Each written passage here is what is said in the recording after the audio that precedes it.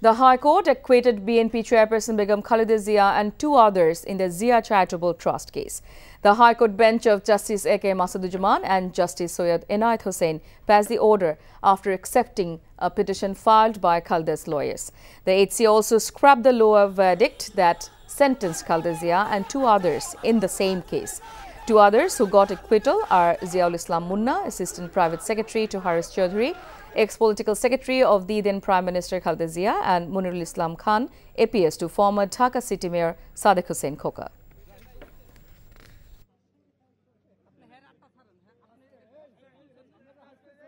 এই মামলার মধ্যে ইনফ্যাক্ট কোনো সাক্ষী বলে নাই যে বেগম খালেদা জিয়া এই জিয়া চ্যারিটেবল ট্রাস্টের নামে কোনো ক্ষমতার অপব্যবহার করে কোনো টাকা আত্মসাৎ করেছে। এই সাবমিশনের আইনগত ভিত্তি রয়েছে, সেজন্য আসামি আপিল মঞ্জুর, আসামি খালাস।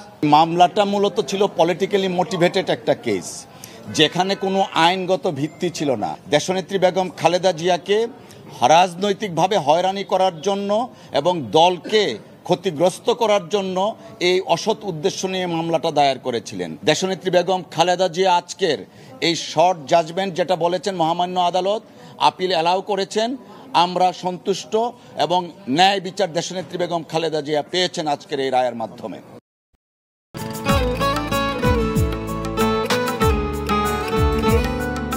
আপনার নামটা? নীলা। রাহুল। রবি, এই মেয়েটারে তোর ভাবি সবাই কেমন লাগবে? আপনাকে না বলছে আমাকে ফলো না করতে? ফলো কেন করতেছিলেন? আপনাকে দেখতে ইচ্ছে করে আমার, আপনার সাথে কথা বলতে ইচ্ছে করে, আমি কি করব ঠিক বুঝতে পারছি না। ওরে বাবা, ওই মেয়ে, অথচ তারে তুমি চিনো না? হ্যাঁ, কি মায়ায় তাকাও তুমি, একটু দেখে চোখের খেয়াল, তোমায় দেখার তৃষ্ণা ভীষণ। ভালোবাসায় বলছি দেনা পাওনা থাকে? অবশ্যই থাকে, ভালোবাসা সবকিছু থাকে।